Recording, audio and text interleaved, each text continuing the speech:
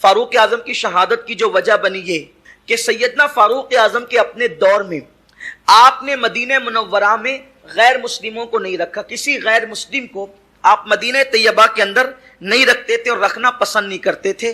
दौर फारूकी में मदीने मुनव्वरा काफिरों से खाली हो गया था। हजरत मुगीरा बिन शौबा रदी अल्लाह ताला ने सहाबी रसूल हैं, तो इन्होंने हजरत फारूक आजम को खत लिखा कि एक ऐसा गुलाम है जिसके अंदर इतनी इतनी इतनी इतनी खूबियां हैं कि वो बहुत बड़ा कारीगर है और वो बहुत से हुनर जानता है। अगर आप इजाजत दें, क्योंकि आप तो काफिरों को मदीना तैयबा में रखना नहीं चाहते, तो अगर आप इजाजत दें तो मैं उसको आपके पास भेजूं। सैयदना फारूक आजम ने सोचा कि अगर इतना बड़ा कारीगर मदीने तैयबा आता है तो वो मदीने वालों को जो है वो हुनर सिखाएगा और मदीने वाले हुनर सीखेंगे और मुसलमानों के अंदर एक हुनर का जज्बा पैदा होगा और इस तरीके से मुसलमान तरक्की करेंगे। तो सैयदना फारूक आजम ने उस गुलाम को जो बहुत बड़ा कारीगर था हजरत मुगीरा का, उसको आने की इजाजत दे दी। इस तरीके से अबू लुलू नाम का ये शख्स जो मजूसी था और बहुत कट्टर था अपने मजहब के अंदर, ये बात हमेशा याद रखनी चाहिए इंसान को और ये बात दिमाग में रखना चाहिए इंसान को कि काफिर कभी भी अहले इस्लाम का वफादार नहीं हो सकता। कितना भी वो लिबरल अपने आप को कहे, कितना भी न्यूट्रल कहे, कितना भी अमन पसंद कहे, काफिर काफिर होता है। काफिर उसी नाग की तरह है, काफिर और मुशरिक उसी नाग की तरह है जिसके अंदर जहर भरा हुआ है। नाग बहरहाल डसेगा, ऐसे ही काफिर अहले ईमान को हमेशा नुकसान पहुंचाएगा। सैयदना फारूक आजम ने एक नेक मकसद की खातिर उसको मदीने मुनव्वरा में एंट्री दी और अबू लुलू नाम का वो नौजवान जब मदीने तैयबा में आया तो मुसलमानों के खूबसूरत बच्चों को देखता तो अंदर से जलता वो और जो है वो उनके सरों पे हाथ रख के रोता और कहता कि मुसलमानों के बच्चे इतने खूबसूरत है, मुसलमानों के बच्चे इतने ज़हीन है। इस तरीके की बातें करके वो आपस दिल के अंदर जो है वो बहुत कुड़ता था। तो फारूक आजम रदी अल्लाह ताला ने उसको कहा कि कुछ लोगों को सिखाओ। तो जनाबे मुगीरा उससे कुछ जो है वो पैसे लेते थे कि तू हुनर जानता है, इतना कमाता है, इतना मुझे दिया कर क्योंकि तू गुलाम है। तो एक दिन वो सैयदना फारूक आजम के पास आया और आने के बाद उसने कहा कि अमीरुल मोमिनीन, मुगीरा मुझसे इतनी इतनी रकम लेते हैं, तो क्या उनका ये रकम लेना जुल्म नहीं है? तो सैयदना फारूक आजम ने फरमाया तुम कितना कमा लेते हो? उसने कहा मैं इतना कमा लेता हूँ। तो फारूक आजम ने फरमाया कि तुम इतना कमा लेते हो तो इतना तुम्हारे आका को देना ये कोई जुल्म नहीं है। तो वो नाराज रहने लगा और गुस्से में आ गया। एक दिन फारूक आजम ने उसको कहा कि मैंने सुना है कि तुम चक्की बनाने का हुनर जानते हो, तो क्या तुम मेरे लिए कोई चक्की बना दोगे? तो उसने कहा मैं ऐसी चक्की बनाऊंगा कि रहती दुनिया तक के लोग याद करेंगे कि मैंने जो आपके लिए चक्की बनाई है और चार दांग आलम में उस चक्की का तस्करा होगा। जब वो चला गया, मौलाए कायनात भी मौजूद थे उस महफिल में। तो सैयदना फारूक आजम ने कहा अली, इसने जो बात की है इसका मतलब क्या हो सकता है?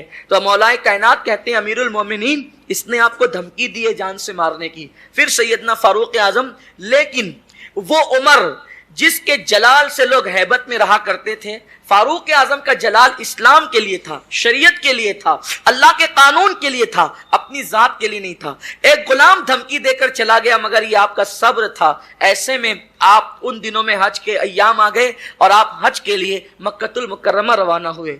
जब आप हज से वापस आने लगे तो हज से वापसी पर जो है आपने ख्वाब देखा कि एक सुर्ख रंग का, लाल रंग का मुर्गा है जिसने नाफ के दरमियान आपको चंद ठोंगे मारी है। आप वो ख्वाब देखकर वापस आए। हजरत अस्मा बिनते उमैस, ये अस्मा बिनते उमैस कौन है? ये हजरत जाफर तैयार की जो है वो बीवी रह चुकी है, उनकी बेवा थी हजरत अस्मा बिनते उमैस रदी अल्लाह ताला अन्हा, और ये हजरत अब्दुल्ला इब्ने जाफर की जो है वो वालिदा हैं, यानी औनो मोहम्मद जिनका करबला में जिनकी शहादत हुई है, ये उनकी दादी होती है हजरत अस्मा बिनते उमैस। तो उस वक्त मदीने मुनव्वरा में औरतों में ख्वाब की ताबीर का इल्म सबसे ज्यादा अल्लाह ने अस्मा बिनते उमैस को अता फरमाया था। तो जब ये ख्वाब हजरत अस्मा बिनते उमैस के सामने बयान किया गया कि एक लाल रंग का मुर्गा है जो फारूक आजम की नाफ के नीचे ठोंगे मार रहा है, तो सैयदा अस्मा बिनते उमैस ने फरमाया कि अगर ये ख्वाब सच्चा है और सच्चाई है तो چند دن کے بعد حضرت فاروق اعظم کی شہادت ہو جائے گی اور حضرت فاروق اعظم شہید ہو جائیں گے۔ اس طریقے سے یہ خواب جو ہے وہ آپ کو نظر آیا اور یہ خواب نے شہادت بتایا۔ پھر فاروق اعظم نے حج میں ہی دعا کی تھی، اللہ سلطنت بہت بڑھ چکی ہے، 3 بر اعظموں پہ حکومت ہے، لوگ بہت بڑھ چکے ہیں، اس سے پہلے کہ میں بے بس ہو جاؤں اور لوگوں کو سنبھال نہ سکوں تو مجھے اپنی بارگاہ میں بلا لے۔ پھر اس کے بعد فاروق اعظم رضی اللہ تعالیٰ ایک دن جو ہے وہ آپ مسجد میں تشریف لے گئے نماز کے لیے، اور آپ کی عادت کریمہ تھی کہ جب آپ مسجد میں مصلی پر کھڑے ہوتے تو آپ یوں کہتے اقیموا صفوفکم، کہ سیدھے کھڑے ہو جاؤ، سو صفوفکم، صفیں سیدھی کر لو، بلکہ آپ دیکھتے اگر کوئی نیچے آگے پیچھے ہوتا تو آپ اس کے پاس جا کر کے اس کو درست کرتے، کیونکہ صف سیدھی کرنے کا معاملہ یوں فرمایا گیا، اللہ کے رسول علیہ السلام فرماتے ہیں کہ جب تک میری امت صفیں سیدھی رکھے گی اس وقت تک امت کامیاب رہے گی، اور جب تک میری امت کی صفوں کے درمیان گیپ نہیں ہوگا، خلا نہیں ہوگا، اس وقت تک میری امت متحد رہے گی۔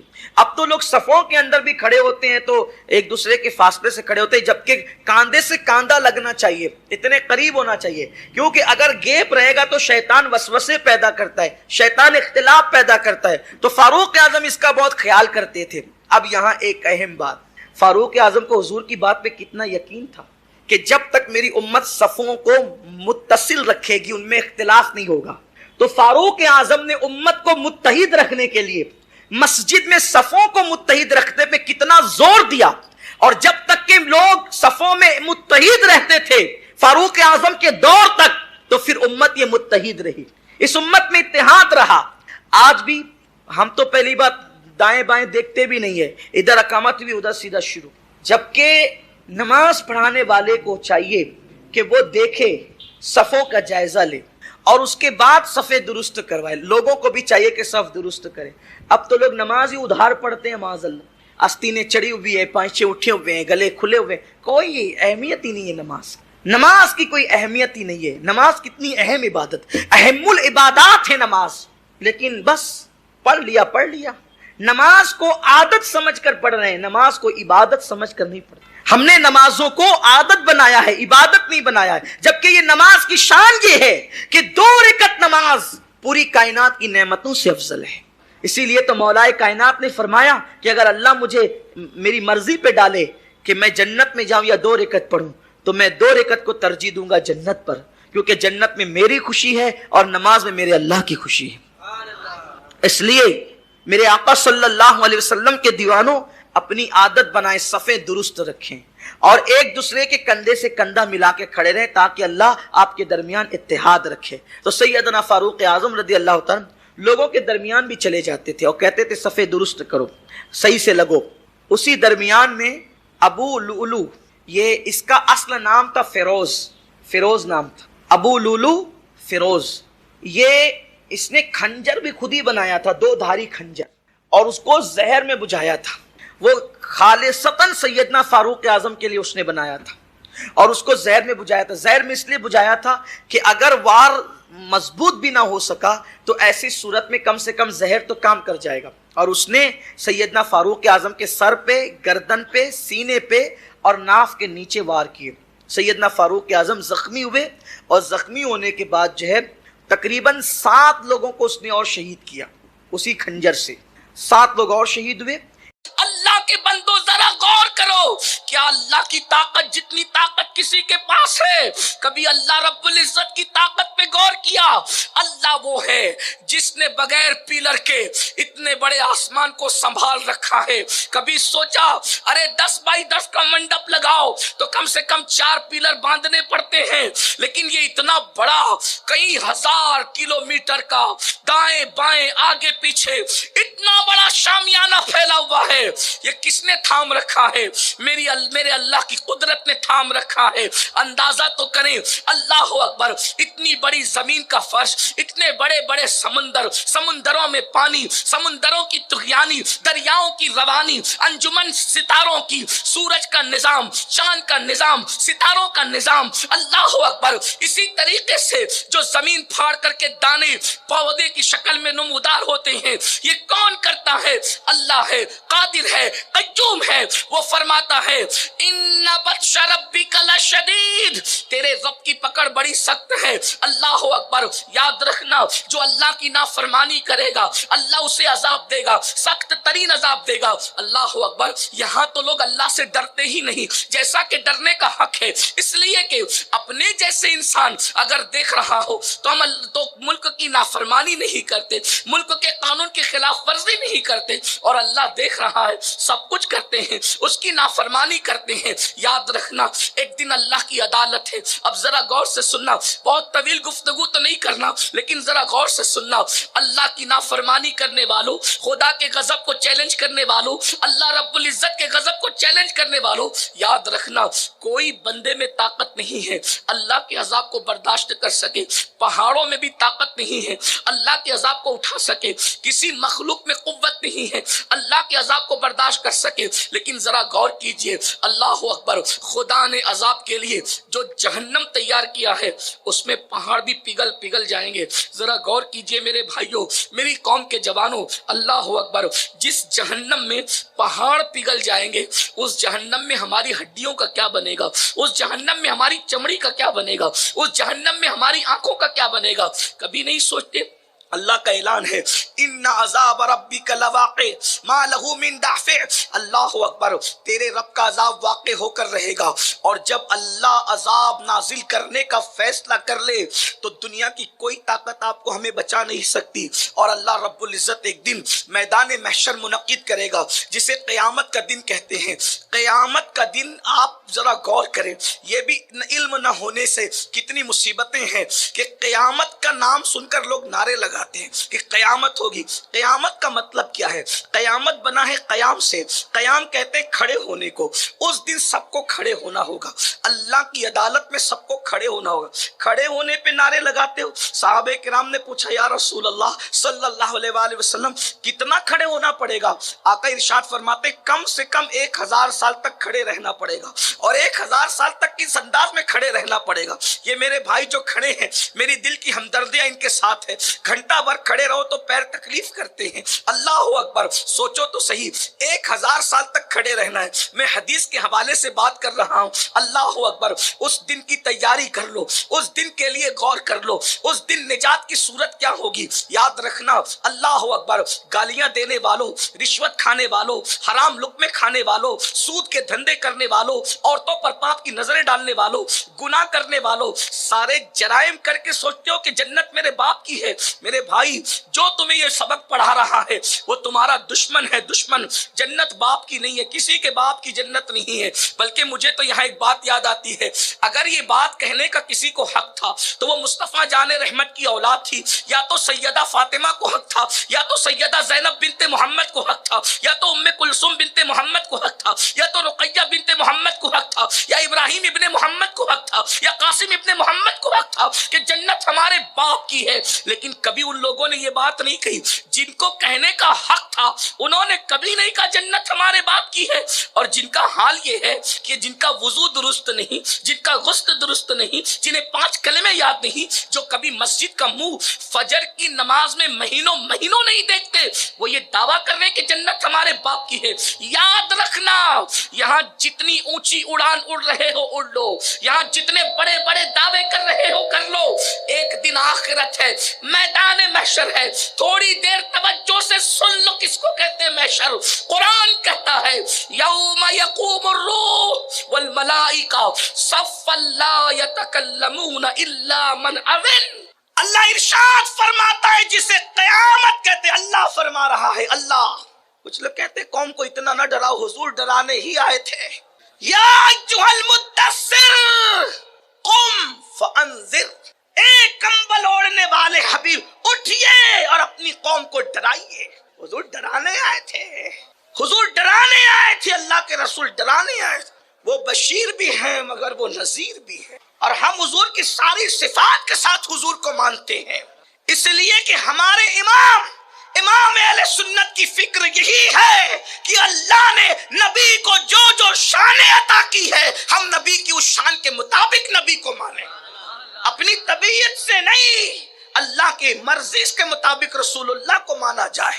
قرآن کہتا ہے یوم یقوم الروح، والملائکہ صفا لا یتکلمون الا من اذن.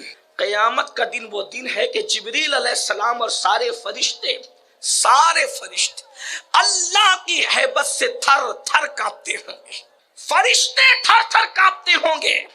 وہ جبریل جو فرشتوں کا سردار ہے، سید الملائکہ ہے، اور اس اعتبار سے کہ انہوں نے ہر نبی کو دیکھا ہے تو ہر نبی کا صحابی ہے.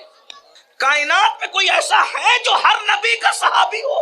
جبریل اس ہستی کا نام ہے جو ہر نبی کا صحابی ہے.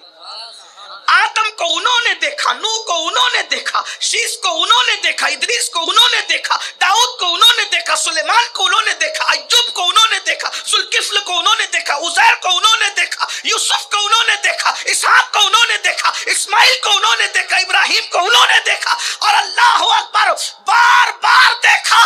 اور اللہ جب آمنہ کے لال کی باری آئی تو جبریل نے کم و بیش 6000 مرتبہ مصطفیٰ جان رحمت کو دیکھا.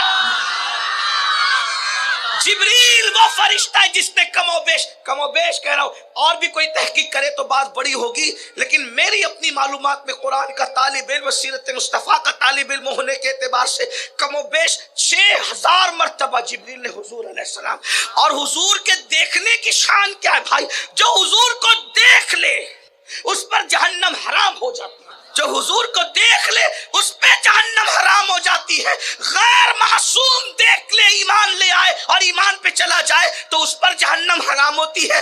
جب معصوم فرشتہ حضور کو دیکھے، وہ بھی فرشتہ نہیں بلکہ فرشتوں کا سردار، سدرۃ المنتہا پہ رہنے والا، اور حضور سے پیار کتنا کرتا ہے یہ فرشتہ، اتنے قریب رہتا ہے عرش کے سدرۃ المنتہا پر، مگر وہاں بھی اس کا دل نہیں لگتا. بار بار تمنا کرتا ہے کاش کوئی کام آ جائے اور اسی کے بہانے مجھے مدینے جانے کا موقع مل جائے اور آمنہ کے لال کا دیدار ہو جائے. اسی کو حضرت مولانا حسن بڑی شان سے کہتے ہیں، بے لقائی یار ان کو چین آ جاتا اگر، بے لقائی یار ان کو چین آ جاتا اگر، بار بار آتے نہ یوں جبریل سدرہ چھوڑ کر. اور میرے امام کہتے چمن طیبہ ہے وہ باغ کہ مرغ سدرہ برس و چکے ہیں جہاں بلبل شیدا ہو کر. اس شان کا فرشتہ جس نے ہر نبی کی بارگاہ میں حاضری دی ہے. قرآن کہتا یوم یقوم الروح والملائکہ صفا لا یتکلمون الا من اذن. وہ جبریل بھی قیامت میں تھر تھر کریں گے اور سارے فرشتے کوئی کلام بھی کرنے کی ہمت نہیں کرے گا اللہ کی بارگاہ. تھوڑا دھیان دیجئے، بہت دھیان سے تو سن رہے ہو لیکن تھوڑا دھیان غور کرو. بنکاپور اور گرد نواسے عرس قادری میں آنے والوں غور کیجئے، جہاں سید الملائکہ تھر تھر کانپ رہے ہیں، معصوموں کا سردار ہے، وہاں میری اور آپ کی کیا حیثیت؟ اس دن کے لیے ہم نے کیا تیاری؟ قرآن کہتا ہے وَلْتَنْظُرْ نَفْسٌ مَا قَدَّمَتْ لِغَدٍ. اس دن کے لیے کچھ کیا بھیج رہے ہو، ذرا غور کرو کیا بھیجا ہے. اگر اس دن کے لیے نیکی بھی بھیجو گے تو بھی آدمی کو ڈرنا. کیا جبریل کے پاس نیکی نہیں؟ وہ تھر تھر کانپ رہے، فرشتے تھر تھر. اللہ فرماتا ہے کوئی کلام نہیں کر سکے گا الا من اذن. اور یہ الا من اذن جو ہے علماء جانتے ہیں یہ الا من اذن کو وہ ایک ہی ذات ہے، وہ ایک ہی ذات جس کو کلام کرنے کی اجازت ملے گی وہ ایک ہی ذات ہے، ان کے سوا کوئی کلام نہیں کر سکے. اور وہ ذات مصطفیٰ جان رحمت کی ذات، وہاں کوئی کلام. حضرت آدم کلام نہیں کریں گے اس دن جسے قیامت کہتے ہیں. آج ہماری نوجوان چھوکرے کہتے ہیں قیامت میں جو ہوگا دیکھا جائے گا، ہم دیکھیں گے.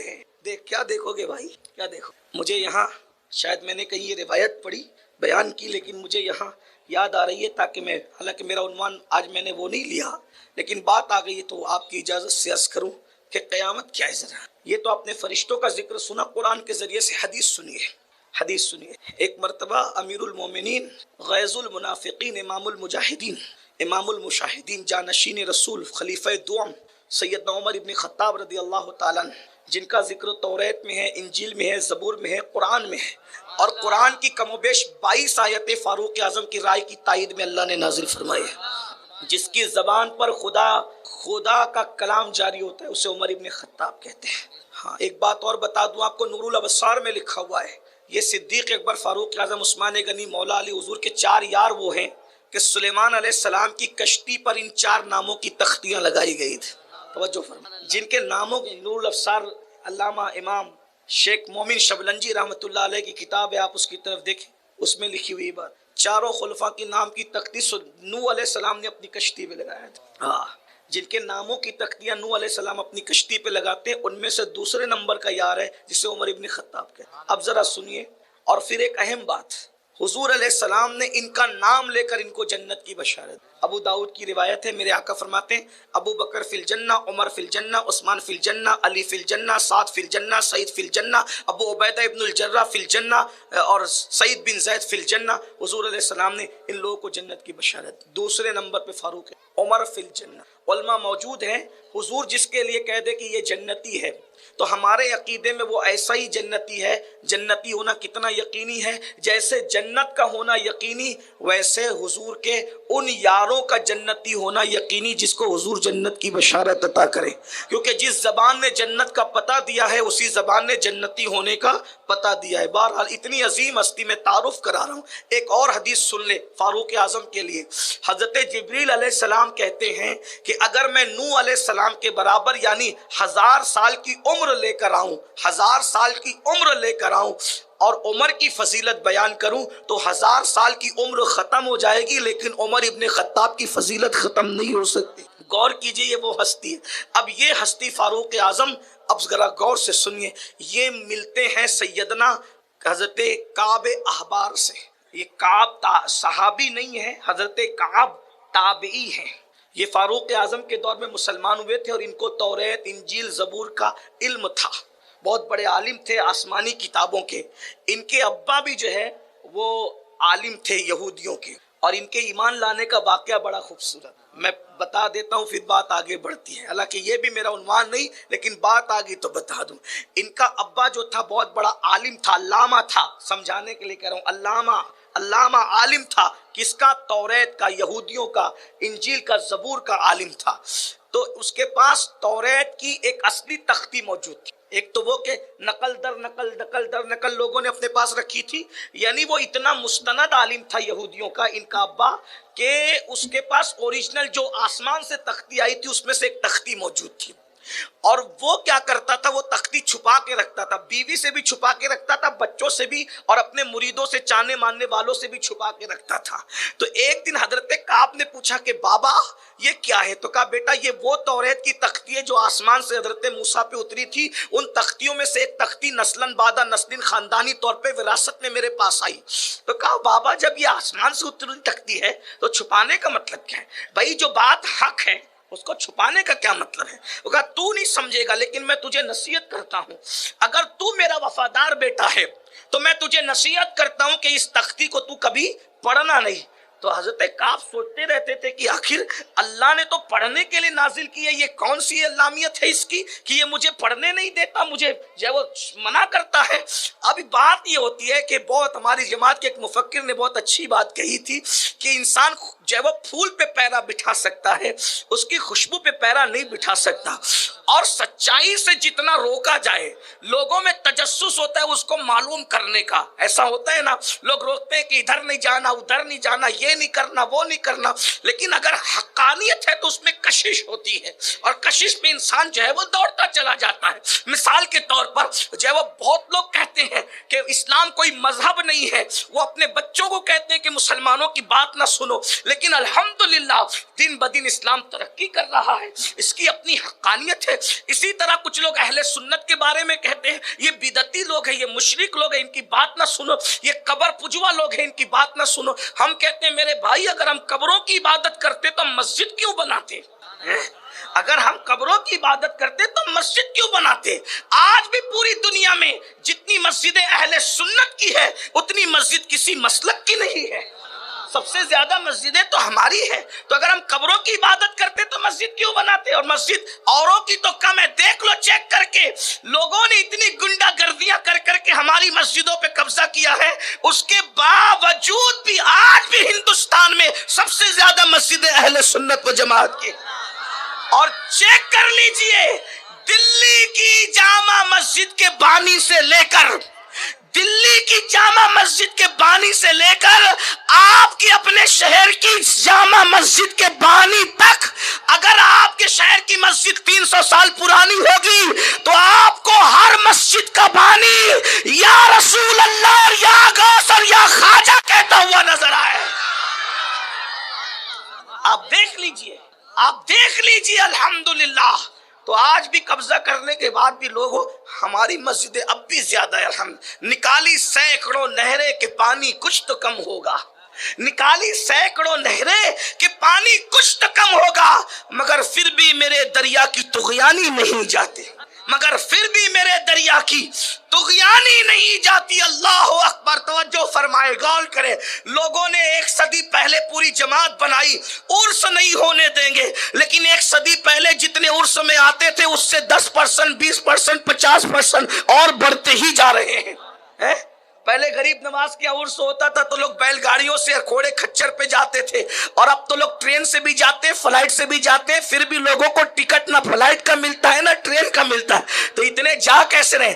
ایک اجتماع کرو تو نانی یاد آتی ہے، پوسٹر چپکاتے چپکاتے غریب نواز کے عرس کا نہ کوئی پوسٹر ہے نہ کوئی اعلان ہے۔ جیسے ہی افق پر چاند نظر آیا رجب کا، سارے قافلے غریب نواز کے مزار کی طرف۔ اور آپ کے عرس میں کشش کیا ہے؟ تو بریلی سے اجمیر کی منقبت میں آواز یہ آتی ہے، خواجہ ہند وہ دربار اعلیٰ تیرا، کبھی محروم نہیں مانگنے والا تیرا۔ لوگوں نے بہت روکا یہ بھی، بھائی ہم کیا بدعتی ہوں گے؟ بدعتی تو وہ ہوتے ہیں جو سنت کے خلاف کام کرتے ہیں۔ جو ہم نے کوئی سنت کے خلاف کام کیا ہو تو بتا۔